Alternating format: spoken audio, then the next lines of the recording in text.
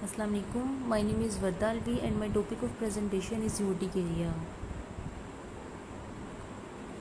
सबसे पहले इसका इंट्रोडक्शन है। यूटिकेरिया जो होता है उसमें व्हील्स हाइव्स होते हैं और एंजियोडीमा स्वेलिंग्स होती हैं इन 10% और ये दोनों होती हैं इन 40% ऑफ द पेशेंट में। जो नेम यूटिकेरिया है ये ड्राइव हुआ है from common European stinging nettle से, जिसको यूटिकेरिया डियोशिका कहते हैं। A wheal is a superficial skin coloured और पेल स्किन स्वेलिंग होती है, usually surrounded by erythema redness that last anything from a few minutes to 24 hours. और urticaria का ये होता है कि ये बॉडी के किसी भी पार्ट के ऊपर से डिसअपियर होके दूसरे पार्ट के ऊपर रीअपियर हो सकते हैं, हाइव्स जो होते हैं, और ये अपना शेप जो होता है साइज़ भी चेंज कर सकते हैं और ये डिफरेंट शेप्स में हो सकते हैं। मतलब ये बॉडी के ऊपर मैप लाइक पैटर्न हो सकता है, इनका रिंग लाइक हो सकता है और जेंट पैचेस की सूरत में भी हो सकते हैं बॉडी के ऊपर। और इनका डायमीटर जो होता है वो few millimetres to few centimetres तक हो सकता है। आगे आती हैं ड्रग्स दैट इंड्यूस यूटिकेरिया। कुछ मेडिकेशंस हैं जो कि यूटिकेरिया को इंड्यूस करवाती हैं। For example morphine, codeine, aspirin और एनसेड्स हो सकती हैं जिसमें आइबुप्रोफेन आती है। ये जो होती हैं ये रिलीज़ ऑफ हिस्टामिन करवाती हैं और यूटिकेरिया करवाती हैं इंड्यूस। आगे आती हैं एंटीबायोटिक्स जिसमें स्फेलोस्पोरिन, टेट्रासाइक्लिन्स, वेनकोमाइसिन आती हैं जो कि यूटिकेरिया इंड्यूस करवाती हैं। एंटीकोएगुलेंट्स आती हैं, इसमें low molecular weight heparin, protamine sulphate आती हैं और मसल रिलैक्सेंट्स आते हैं जिसमें एट्राक्यूरियम, वैक्यूरोनियम और सक्सिनाइलकोलिन आता है। आगे आता है कुछ और ड्रग्स हैं जो कि जिसमें आती हैं corticosteroids, sorbitol complexes, mannitol, हाइड्रालाजीन, dextromethorphan, quinidine and progesterone. कुछ वैक्सीन्स भी होती हैं। नेक्स्ट आते हैं पैथोफिजियोलॉजी ऑफ यूटिकेरिया।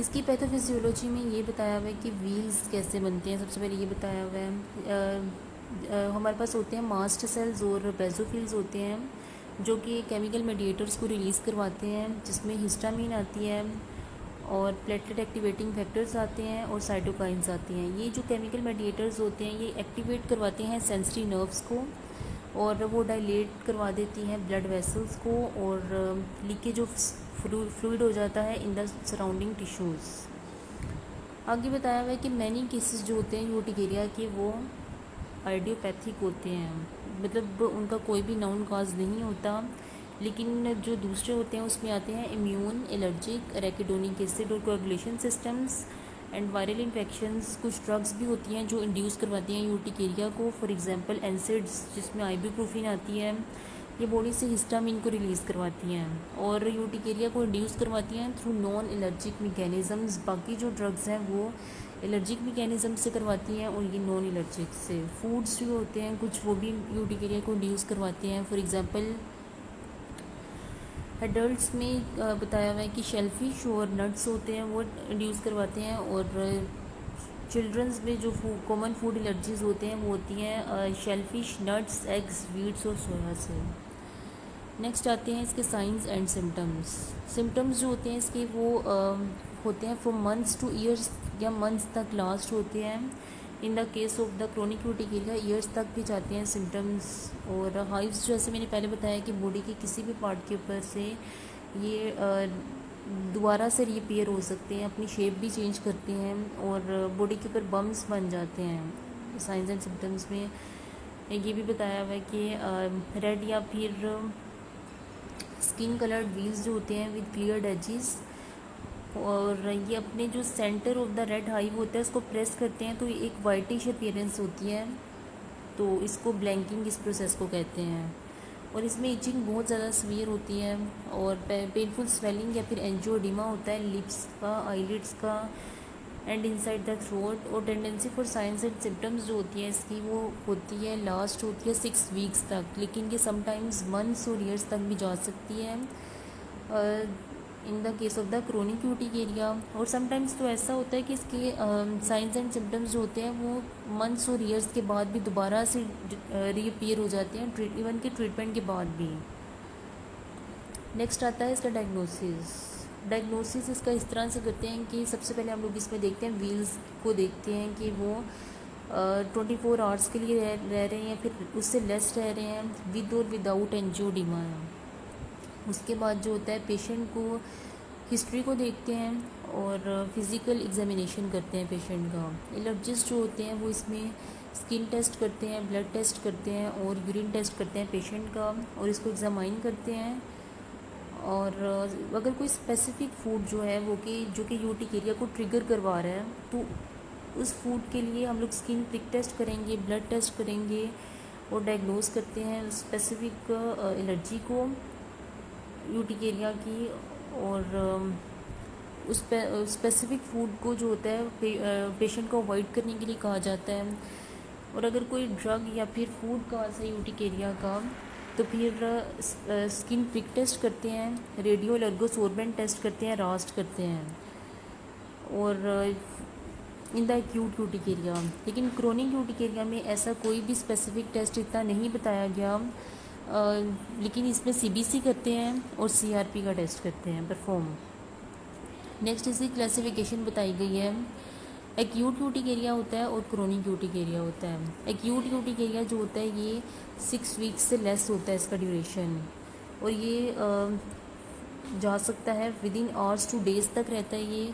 और क्रोनिक यूटिकेरिया जो होता है इसका ड्यूरेशन होता है ग्रेटर दैन 6 वीक्स का ड्यूरेशन होता है और ये विद डेली और एपिसोडिक फील्स होते हैं इसमें। क्रोनिक यूटिकेरिया जो होता है ये स्पॉन्टेनियस भी हो सकता है और इंड्यूसिबल भी हो सकता है और बोथ टाइप्स जो होती हैं वो को एग्जिस्ट भी कर सकती हैं। इंड्यूसिबल यूटिकेरिया जो होता है उसमें आता है हमारे पास symptomatic dermographism, cold urticaria, cholinergic urticaria, contact urticaria, delayed pressure urticaria, solar urticaria, heat urticaria, vibratory urticaria and aquagenic यूटिकेरिया।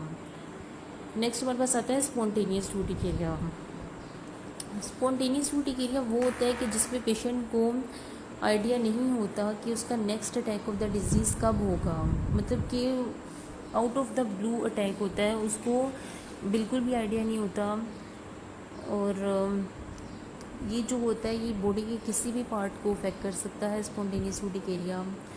और व्हील्स जो होते हैं क्रोनिक स्पॉन्टेनियस यूटिकेरिया में वो ट्रिगर जो होता है उनका एग्रावेट होते हैं, जिससे मतलब वो उससे हो सकते हैं हीट, वायरल इन्फेक्शन से हो सकते हैं, ड्रग सूडो एलर्जी, एस्पिरिन आती हैं जिसमें ओपिएट्स आते हैं एंड फूड सूडो एलर्जी से हो सकते हैं, सैलिसाइलेट्स, टार्ट्राजीन, बेंजोइड प्रिजर्वेटिव्स आते हैं जिसमें। नेक्स्ट आती है लैब मॉनिटरिंग। लैब मॉनिटरिंग में क्रोनिक यूटिकेरिया का बताया गया है कि इसमें हम लोग सबसे पहले साइंस एंड सिम्टम्स को देखते हैं ड्रग की, डिज़ीज़ की एंड उसके बाद इसमें हम लोग सीबीसी काउंट को देखते हैं, रेथ्रोसाइट सेडिमेंटेशन रेट को देखते हैं, ईएसआर और थायराइड स्टिमुलेटिंग हार्मोन वैल्यू को देखते हैं। नेक्स्ट इसमें प्रिवेलेंस ऑफ यूटिकेरिया का बताया हुआ है। इसमें बताया हुआ है कि एक्यूट यूटिकेरिया में 15 to 23% ऑफ द पेशेंट जो होते हैं, पर्सनस या पीपल होते हैं, वो अपनी लाइफ टाइम में इसका एक एपिसोड जो होता है वो ज़रूर एक्सपीरियंस करते हैं। और क्रोनिक यूटिकेरिया की जो रेशियो बताई गई है उसमें बताया गया है 0.5 to 5% ऑफ द एडल्ट्स जो होते हैं वो अपनी लाइफ टाइम में इसको एक्सपीरियंस करते हैं। नेक्स्ट है ट्रीटमेंट एंड मैनेजमेंट। और इसके ट्रीटमेंट में बताया गया है कि इसका मेन ट्रीटमेंट यही है कि इसमें हम लोग ओरल नॉन सिडेटिंग एंटीहिस्टामिन्स देते हैं, इसका बेस्ट ट्रीटमेंट बताया गया है। और इसमें ड्रग्स आती है हमारे पास सिटेरिजीन, लोरेटाडीन, फेक्सोफेनाडीन, डेस्लोरेटाडीन, लिवोसिटेरिजीन, रिपेटाडीन, बिलास्टीन, टर्फेनाडीन और एस्टेमिजोल जो होती हैं ड्रग्स वो इसमें नहीं देते क्योंकि ये कार्डियोटॉक्सिक होती हैं in the combination with ketoconazole और इरेथ्रोमाइसिन। इसलिए अगर इन ड्रग्स के साथ इनको देना है तो इनको नहीं देंगे हम लोग। और सिटेरिजीन और लोरेटाडीन जो होती हैं ये प्रेगनेंसी में भी दे सकते हैं, इनको ब्रेस्ट फीडिंग में भी दे सकते हैं अगर कभी भी इसमें रिक्वायर हो हमें।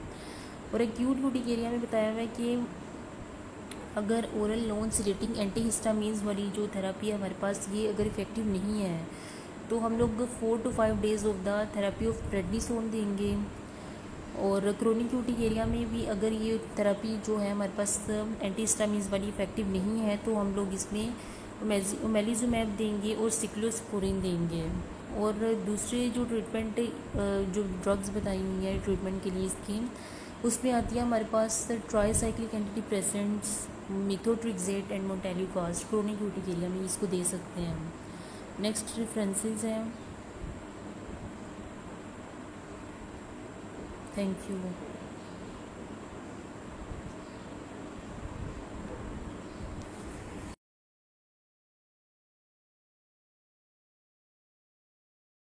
अस्सलाम वालेकुम क्लास, मेरा नाम जीनत है और मेरा topic of presentation drug induced immunosuppression है। इम्यूनोसप्रेशन क्या होता है? जब किसी पर्सन का इम्यून सिस्टम जो है वो वीक हो जाता है और उसकी ability to fight against infection कम हो जाती है, तो हम कहते हैं उस पर्सन का इम्यून सिस्टम जो है वो सप्रेस हो गया है। इम्यूनोसप्रेशन जो है वो सर्टन डिजीज़ की वजह से भी हो सकता है और सर्टन ड्रग्स की वजह से भी। इम्यूनोसप्रेशन जो है वो डेलिब्रेट भी हो सकता है और नॉन डेलिब्रेट भी। डेलिब्रेटली हम क्यों चाहेंगे कि हमारा इम्यून सिस्टम जो है वो सप्रेस हो जाए? हम दो रीज़न्स के लिए ऐसा करवाते हैं। एक, ऑर्गन ट्रांसप्लांटेशन के दौरान रिजेक्शन को प्रिवेंट करने के लिए, और सेकेंड वन जो है वो ऑटो इम्यून डिजीज़ जो कि हाइपर एक्टिव इम्यून सिस्टम की वजह से होती हैं, उनको ट्रीट करने के लिए। ये इम्यूनोसप्रेसेंट्स की क्लासिफिकेशन है। अब क्लिनिकल सेटिंग में कुछ ऐसी ड्रग्स होती हैं जो कि इम्यूनोसप्रेशन को एज एन एडीआर भी कॉज करती हैं। लाइक उनका इम्यूनोसप्रेशन जो है वो उनका प्राइमरी पर्पस भी होता है, लेकिन बाज़ औक़ात हम उनको एज एन इम्यूनोसप्रेसेंट यूज़ नहीं कर रहे होते, किसी और पर्पस के लिए यूज़ करते हैं। लाइक जो ग्लूकोकॉर्टिकॉइड्स हैं, जब हम जो है वो वैसे एज़मा वगैरह के लिए यूज़ कर रहे हैं या प्रोलॉन्ग एंटी इन्फ्लेमेशन के लिए यूज़ कर रहे हैं, एंटी इन्फ्लेमेटरी के तौर पर यूज़ कर रहे हैं, तो वो एज एन एडीआर जो है वो इम्यूनोसप्रेशन कॉज कर देती हैं। तो हमारा जो मेन पर्पज़ है इसमें डिस्कस करना है कि हम उसको जो as an ADR immunosuppression cause करती हैं उसको हम कैसे ट्रीट कर सकते हैं। अब जो स्टीरॉयड इंड्यूस्ड जो इम्यूनोडेफिशिएंसी होती है वो डोज और ड्यूरेशन डिपेंडेंट होती है। अब जो एक स्टडी ने रिवील किया है कि जो प्रेडनिसोलोन रोमेटिक कंडीशंस के लिए, यानी कि एंटी इन्फ्लेमेटरी कंडीशंस के लिए जो दी जाती है किसी पर्सन को, तो उस पर्सन के अंदर वायरल और बैक्टीरियल इन्फेक्शन का रिस्क बढ़ जाता है। और रिसर्चर्स ने स्टीरॉइड्स और इन्फेक्शन के दरमियान जो है वो डोज रिस्पॉन्स रिस्क जो है वो आइडेंटिफाई किया। इसका मतलब ये है कि जितनी हायर डोज प्रिस्क्राइब की जाएगी उतने ज़्यादा जो इन्फेक्शन के चांसेस हैं वो बढ़ जाते हैं। अब ग्लूकोकॉर्टिकॉइड्स जो है जैसे कि प्रेडनिसोन है, प्रेडनिसोलोन है, वो कैसे इम्यूनोसप्रेशन कॉज करते हैं, ये उनका मैकेनिज्म है। फर्स्ट ऑफ ऑल वो जो nuclear factor kappa light chain enhancer of activated B cells, ये एक प्रोटीन कॉम्प्लेक्स है जो कि साइटोकाइन की प्रोडक्शन के लिए रिक्वायर्ड होता है, तो वो इनको सप्रेस कर देते हैं। और ग्लूकोकॉर्टिकॉइड जो हैं यानी कि स्टीरॉयड जो हैं, ये सेल मीडिएटेड इम्यूनिटी को भी इनहिबिट करते हैं और ह्यूमरल इम्यूनिटी को भी इनहिबिट करते हैं। सेल मीडिएटेड को ये कैसे अफेक्ट करते हैं? ये वो वाले जीन्स जो कि कोड करते हैं साइटोकाइंस को, जैसे कि इंटरल्यूकिन 1 है, 2 एंड फर्दर, ये सारे जो हैं इन सब को ये इनहिबिट कर देते हैं, उन जीन्स को इनहिबिट कर देते हैं। इनकी वजह से इन साइटोकाइंस की प्रोडक्शन नहीं हो पाती। जब इन साइटोकाइन की प्रोडक्शन कम हो जाती है तो टी सेल्स की प्रोलिफ्रेशन जो है वो ख़त्म हो जाती है या रिड्यूस हो जाती है। और ना सिर्फ ये टी सेल्स की प्रोलिफ्रेशन को इनहिबिट करते हैं, बल्कि ये थाइमस के अंदर इमेच्योर टी सेल्स की एपोप्टोसिस भी करवा देते हैं। तो ये वो कैसे करवाते हैं ग्लूकोकॉर्टिकॉइड्स? ये BCI2 जीन है जो कि एपोप्टोसिस का जीन है, ये इसके थ्रू जो है उसकी इनकी एपोप्टोसिस करवा देते हैं टी सेल्स की। ह्यूमरल इम्यूनिटी को ये कैसे इफ़ेक्ट करते हैं? ये इंटरल्यूकिन को बी सेल्स के ऊपर बाइंड नहीं होने देते, उसकी बाइंडिंग में इंटरफेयर करते हैं और फिर बी सेल्स जो होते हैं वो प्रोलिफरेट नहीं कर पाते। और सेकेंड वन ये है कि वो एंटीबॉडीज़ की प्रोडक्शन नहीं कर पाते। ग्लूकोकॉर्टिकॉइड्स और आपके जो FC रिसेप्टर्स होते हैं मैक्रोफेजेस पे, उनके एक्सप्रेशन को भी डिक्रीज़ करते हैं। जो FC रिसेप्टर्स होते हैं ये एक्चुअली में रिकग्नाइज़ करते हैं एंटीबॉडीज़ को। एंटीबॉडीज़ के साथ जो फॉरेन जो सेल लगा होता है जो फैगोसाइटोसिस के लिए होता है, ये उसको रिकग्नाइज़ करते हैं और फिर फैगोसाइटोज कर देता है ये आपका मैक्रोफेज उसको। लेकिन ये जो ग्लूकोकॉर्टिकॉइड्स हैं ये क्या करते हैं कि ये जो FC रिसेप्टर है इसका एक्सप्रेशन ही नहीं होने देते। तो इस तरीके से ये इम्यूनिटी को जो है वो इफ़ेक्ट करते हैं जो ग्लूकोकॉर्टिकॉइड्स हैं। अब एक पर्सन को कैसे पता चलेगा कि either he is immuno compromised और नॉट? तो वो ये लैब टेस्ट करवाता है। ये फर्स्ट ऑफ ऑल वो इम्यूनोग्लोबुलिन लेवल चेक करवाता है ब्लड सीरम के अंदर, स्पेसिफिकली ये जो IgG, IG और IgM लेवल हैं ये। सेकेंड वो स्पेसिफिक एंटीबॉडी प्रोडक्शन के टेस्ट कराता है। वो क्या है कि जी एक एंटीजन, वो एटेन्यूएटेड एंटीजन्स जो होते हैं वो इंसर्ट करते हैं और देखते हैं कि आइदर एंटीबॉडीज़ प्रोड्यूस हो रही हैं, उनकी अमाउंट क्या है, ठीक है। और थर्ड टेस्ट जो है वो सीबीसी का कराता है, जिसमें उस न्यूट्रोफिल्स के जो डिफेंसिव मैकेनिज्म के अंदर जो सेल्स इन्वॉल्व होते हैं उनकी काउंट का पता चल जाता है, उनके अमाउंट का। अच्छा, उसके बाद जो लास्ट वन है ये कॉम्प्लीमेंट टेस्ट करवाते हैं, ये कॉम्प्लीमेंट प्रोटीन होती है उसका टेस्ट करवाते हैं कि कितने हैं हमारी जो है वो ब्लड के अंदर। उसके बाद जब मतलब पर्सन जो है पेशेंट इम्यूनो कॉम्प्रोमाइज़ होगा तो उसको कौन कौन से इन्फेक्शन जो हैं वो ज़्यादा हो सकते हैं। ये जो सारे ऑर्गेनिजम्स हैं जो जो इनकी वजह से इन्फेक्शंस होते हैं, इम्यूनो कॉम्प्रोमाइज पर्सन जो है उसको ज़्यादा ये वाले इन्फेक्शंस होते हैं। मतलब जो वायरसेस में से ये जो मीज़ल्स का जो वायरस है वो ज़्यादा इन्फेक्ट करता है उस पर्सन को। रेबीज़ वायरस जो है वो, इस तरह बैक्टीरियाज़ में जो है लैक्टोबैसिलाई बैक्टीरियोइड्स जो हैं वो जो इन्फेक्शन कॉज करते हैं इम्यूनो कॉम्प्रोमाइज पर्सन को, वो ज़्यादा इन्फेक्शन होते हैं। फंजाई में एस्परजिलस है, कैंडिडा है, प्रोटोजोआ में फेल्सीपेरम वगैरह, ये माइक्रो ऑर्गेनिज्म जो है वो ज़्यादा इन्फेक्शन कॉज करते हैं इम्यूनो कॉम्प्रोमाइज पर्सन के अंदर। साइन सिम्टम्स क्या होते हैं इम्यूनो कॉम्प्रोमाइज पर्सन के?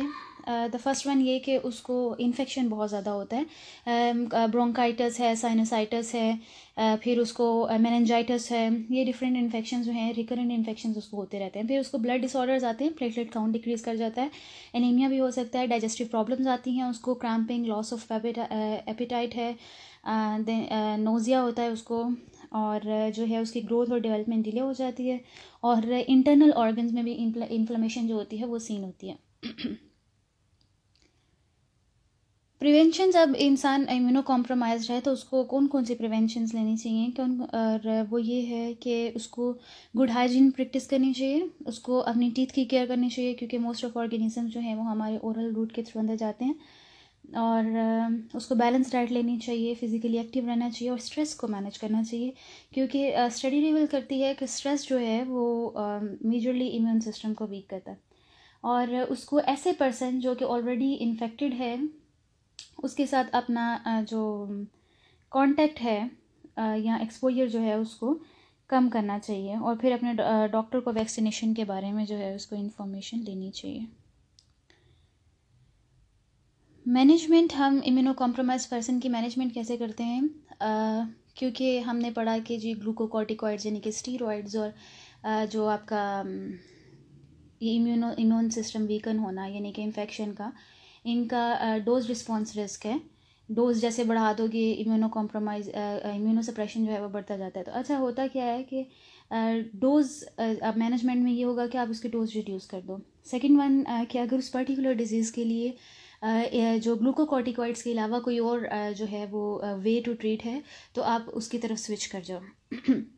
लेकिन यह है कि आपने उसके लिए फ़ौरन आपने विड्रॉवल नहीं करना होता, आपको टैपरिंग करनी पड़ती है क्योंकि इसके विड्रॉल सिम्टम्स आते हैं स्टीरॉइड्स के। और थर्ड वन ये है कि अगर आपको ग्लूकोकॉर्टिकॉइड्स का एडहेरेंस आपका बहुत नेसेसरी और even for longer period of time है तो आप सिर्फ, और पेशेंट इम्यूनो कॉम्प्रोमाइज्ड है तो हम सिर्फ क्या कर सकते हैं, हम सिम्टोमेटिक ट्रीटमेंट कर सकते हैं। एक तो आप उसकी इन्फेक्शंस को ट्रीट करो, उसमें आप ये करो कि एंटीबायोटिक्स उसको दो, और अगर तो वो एंटीबायोटिक से ठीक नहीं हो रहा तो आप उसको है हॉस्पिटल में एडमिट करवा दो, वहाँ IV एंटीबायोटिक्स वगैरह दो। फिर आप वो जो बाकी सिम्टम्स आते हैं जैसे कि किसी पर्सन को जो है वो फीवर है, साथ जो है वो साइनस कंजेशन है, उसके लिए आप डीकंजेस्टेंट दो, फीवर के लिए आइबुप्रोफेन वगैरह दो। तो इस तरह सिम्टोमेटिक रिलीफ के लिए आप जो है वो ट्रीटमेंट करो।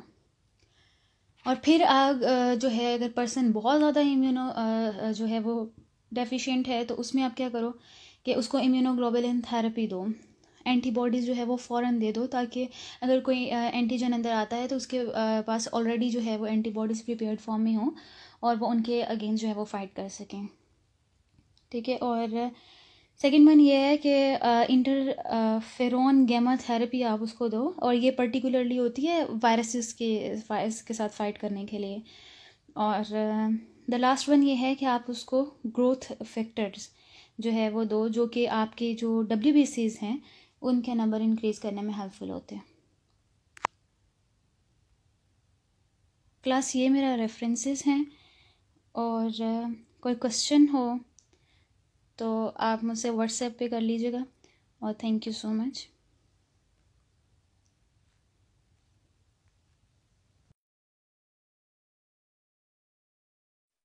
Assalamu alaikum. My name is Muhammad Ahmed Tahir from Evening Batch. The topic of my discussion is pruritus. Actually जो प्रोराइटस है वो हमारे वो कोई डिसऑर्डर या कोई डिजीज़ नहीं है। ये एक्चुअली सिम्टम है जो कि किसी डिजीज़ या डिसऑर्डर का हो सकता है, जिसमें हमारे पास सेंसेशन इचिंग सेंसेशन होती है और जो पेशेंट है वो बॉडी को बार बार स्क्रैच करता है, और वो जितना ज़्यादा स्क्रैच करता है उतनी सेंसेशन बढ़ती जाती है, और ये साइकिल कभी एंड नहीं होता।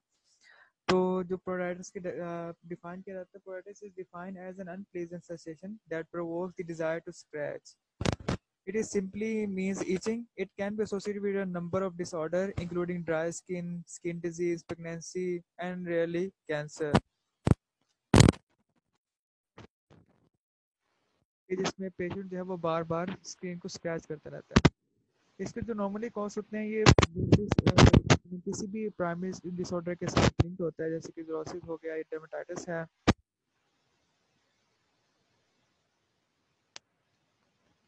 हो सकती है। इस नंबर जो ड्रग हैं जो कि प्रोवाइडर्स को इंड्यूस करती हैं, उसमें एपियोइड है, इंटुक्सिमैब है, निकोटिनिक एसिड है, और इरिटुक्सिमैब है। इसके अलावा एनसेड भी हैं जो कि कहते हैं प्रोराइटिस कॉज करती हैं। अब इसमें जो हमारे पास जितनी भी ये ड्रग्स हैं, इन सब का मैकेनिज्म एक्शन प्रोराइटिस को कॉज करने का डिफरेंट है। कोई भी ड्रग जो है वो सेम मेथड से सेम मैकेनिज्म के थ्रू प्रोराइटिस कॉज नहीं करती, और वो जिस तरीके से प्रोराइटिस कॉज करती है उसका एंटीडोट भी उस हिसाब से होता है। जैसे कि ऑपियोइड आगे आएगा, ऑपियोइड जो है वो म्यू रिसेप्टर के थ्रू प्रोराइटिस कॉज करते हैं, तो म्यू रिसेप्टर को ब्लॉक करके ही हम इसका ट्रीटमेंट कर सकते हैं। So each and every drug causes pruritus by different mechanism, and this leading to different type of treatment. Opioid जो हैं उनका मैकेनिज्म है कि वो सेंट्रल एक्टिंग है, और वाया म्यू ओपियोइड रिसेप्टर के थ्रू ये प्रोराइटिस कॉज करते हैं। और इसमें म्यू और कापा दो रिसेप्टर जो ज़्यादा जो प्रिवेलिंग है प्रोराइटिस के अंदर, जिसमें कापा रिसेप्टर जितना ज़्यादा होगा तो प्रोराइटिस उतनी कम, और म्यू रिसेप्टर जितना ज़्यादा होगा प्रोराइटिस उतनी ज़्यादा हो जाती है। दोनों की एक्सप्रेशन और दोनों की drug acting. So the mu and copper receptors act as to promote or suppress pruritus. इसके अलावा जो एनसेड है, एनसेड जो है वो क्योंकि ल्यूकोट्राइन से सिंथेसिस ज़्यादा करते हैं, और जो ल्यूकोट्राइन B4 है वो पोटेंट ईच मीडिएटर है। ये जाके इस रिसेप्टर के ऊपर या फिर मास सेल के ऊपर जाके ये हिस्टामिन रिलीज करवाता है, और दूसरी तरफ जाके ये इस रिसेप्टर के ऊपर जाके ड्रग बाइंड करता है, और वहाँ से ये इस इंसुलिन प्रोड्यूस करता है। तो जितनी ज़्यादा सिंथेसिस होगी ल्यूकोट्राइन की, उतनी ज़्यादा प्रोराइटिस होगी, तो जितना ज़्यादा एनसेड यूज़ होंगे उतनी ज़्यादा ही सिंथेसिस होगी ल्यूकोट्राइन की, और देन उतनी ज़्यादा ही प्रोराइटिस। ये पूरा मैकेनिज्म है जिसमें जो मास्ट सेल हैं वो भी आगे जाके इचिसेशन करते हैं, और जिससे इंसुलिन निकलती है, साइटोकाइनिन्स हैं वो भी आगे जाके ये सारा मैकेनिज्म फॉलो करते हैं। इसके अलावा डिफरेंट मीडिएटर्स जो हैं वो सारे के सारे नीचे मैंने ना इसके रेफरेंस दिया, वहाँ जाके सारा देख सकते हैं। साइनम सिंड्रोम जो है वो बाजू का जो है वो विदाउट एनी कोई ना बॉडी स्किन कलर चेंज किए बगैर भी हो सकती है। मैं किसी भी इसी सेंसेशन होगी, आप वापस स्क्रैच करेंगे तो उससे बॉडी कलर या फिर रेडनेस कॉज नहीं होगी। लेकिन इसके अलावा जो दूसरी सिस्टम में रेडनेस है, बम्स है, ब्लिस्टर ड्राई ब्लिस्टर्स हैं, क्रैक स्किन है, स्केली स्किन है। इसके डायग्नोसिस में ना प्रोराइटिस की ऑब्वियसली जो स्किन अगर रेड है या पीछे स्किन है तो वो प्रोराइटिस ही है। बराबर की अगर उसमें ना ब्लैब नहीं है, मतलब कि कोई भी अकुमुलेशन नहीं फ्लूइड्स की हुई, तो उसके अलावा इसकी जो डायग्नोसिस टेस्ट है दरअसल वो इसकी जो ब्लीडिंग डिजीज है उसको आइडेंटिफाई करने के लिए है। तो उसमें हमारे पास ब्लड टेस्ट है, थायराइड ग्लैंड के टेस्ट हैं, किडनी फंक्शन टेस्ट है, चेस्ट एक्सरे है। चेस्ट एक्सरे इसलिए कि लिम्फोसाइट जो है वो अगर हम स्वेल ना हो उसके मतलब कोई इम्यूनोलॉजिकल कोई कोई सिस्टमिक इम्यूनोलॉजिकल डिजीज ना हो जिसके प्रोराइटिस हो रहा है, तो वो टेस्ट करने के लिए चेस्ट एक्सरे भी है। जो patient with seasonal allergy, fever, asthma, people with diabetes, people with AIDS और कैंसर, प्रेग्नेंट वुमेन जो एल्डरली है उनमें ये ज़्यादा प्रिवेल करता है। इसमें मैंने जो भी मतलब बताया है कि जो भी ड्रग कॉज कर रही है प्रोराइटिस उसके हिसाब से उसका एंटीडोट है। जैसे अगर ओपियोइड्स हैं, मॉर्फिन की वजह से कोई प्रोराइटिस हो रही है इंजेक्शन की वजह से, तो उसमें हमारे को म्यू रिसेप्टर इन्वॉल्व है, तो हम उसमें नैलोक्सोन ही देते हैं जो कि म्यू रिसेप्टर का एंटागनिस्ट है, ताकि प्रोराइटिस खत्म हो जाए। और अगर हमारे पास एनसेड है तो हम ल्यूकोट्राइसिस को कम करते हैं किसी दूसरे मैकेनिज्म से, इस तरह से जो डिफरेंट ड्रग्स हैं उनका डिफरेंट मैकेनिज्म ऑफ एक्शन है टोरेटोस कॉज करने का, तो हर ड्रग का एक अलहदा सही उसका एंटीडोट है। लेकिन जो जनरल ट्रीटमेंट है उसमें हमारा टॉपिकल कॉर्टिकोस्टेरॉइड है, एंटीहिस्टामिन है, फोटोथेरापी है। फोटोथेरापी में हम ग्रेजुअली इंक्रीज करते रहते हैं लाइट इंटेंसिटी को, ताकि पेशेंट को डिसेंसिटाइज कर दिया जाए लाइट के थ्रू। प्रिवेंशन में है कि हम स्किन को ड्राई ना रखें, सनस्क्रीन इस्तेमाल करें। अगर हमें सनबर्न ज़्यादा होते हैं, अपनी बाथिंग है कि वो वार्म वाटर से, कोल्ड वाटर से नहीं, या फिर ज़्यादा ओबियसली हॉट वाटर से भी नहीं। और मॉइस्चराइजर अप्लाई करें स्किन के ऊपर again and again. And these are my references. इसमें डिपीरो भी है, और नीचे जो दो केस स्टडीज़ हैं जो कि मैंने उन्हें नहीं, और अभी जाकर गूगल स्कॉलर से सर्च भी कर सकते हैं। Thank you. You can ask any question directly, contact me too. अल्लाह हाफिज़।